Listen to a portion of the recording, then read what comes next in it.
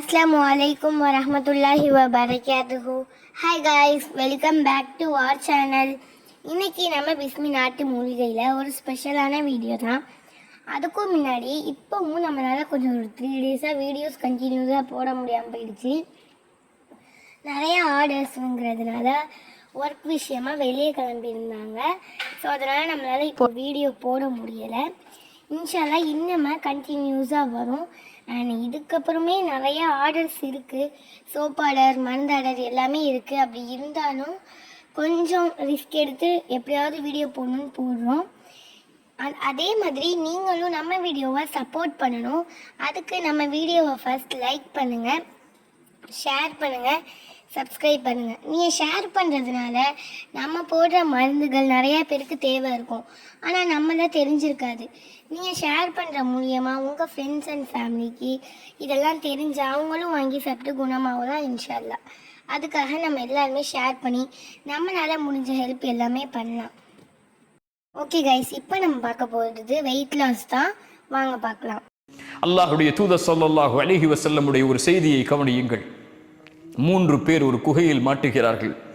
ஒவ்வொருவரும் அவர்கள் செய்த நன்மைகளை அல்லாஹ்விடத்திலே முறையிட்டு அதிலிருந்து விடுதலை பெற வேண்டும் என்ற ஆசை கொள்கிறார்கள். முதலாம் அவர் அழைக்கிறார், யா அல்லாஹ், நான் வாழ்நாளில் எதை செய்திருக்கிறோனோ செய்யவில்லையோ எனக்கு தெரியவில்லை. என்னுடைய பெற்றோர்கள் வயதானவர்கள். நானோ ஒரு காட்டிலே விறகை எடுத்து வரக்கூடிய வேலை செய்கிறேன். நான் என் வழக்கம் எப்படி, என்னுடைய உணவை நான் கொண்டு வந்தால் என்னுடைய வீட்டிற்கு என் மனைவியும் குழந்தைகளும் அதை சாப்பிடுவதற்கு முன்னால் என் பெற்றோர்கள் சாப்பிட்டால் தான் அவர்களுக்கு கொடுப்பேன்.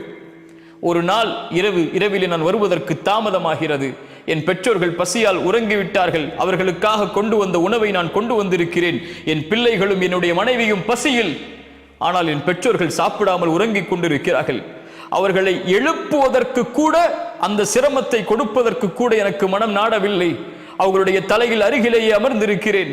காலை விடியும் வரை அவர்களுக்கு அருகிலேயே அமர்ந்திருந்து அவர்கள் எழுந்து அந்த உணவை சாப்பிட்டதற்கு பிறகுதான் என்னுடைய மனைவிக்கும் என்னுடைய பிள்ளைகளுக்கும் கொடுத்தேன். யா அல்லாஹ், இந்த செயலை நீ ஏற்றுக்கொண்டிருந்தால் இந்த சோதனையிலிருந்து எனக்கு விடுதலை கொடு. அல்லாஹ் விடுதலையை கொடுக்கிறான். உங்கள் மனைவி உங்களுடைய தாய்க்கு பணிவிடை செய்வதிலிருந்து உங்களை மிகைத்திருந்தால், உங்களுடைய குடும்பம், உங்களுடைய குழந்தை, உங்களுடைய செல்வம், உங்களுடைய தொழில், இவையெல்லாம் உங்கள் பெற்றோர்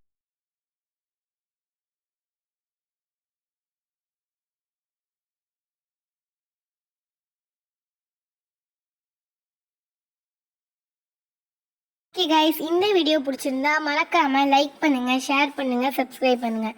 அஸ்ஸலாமு அலைக்கும் வரஹ்மத்துல்லாஹி வபரகாத்துஹு.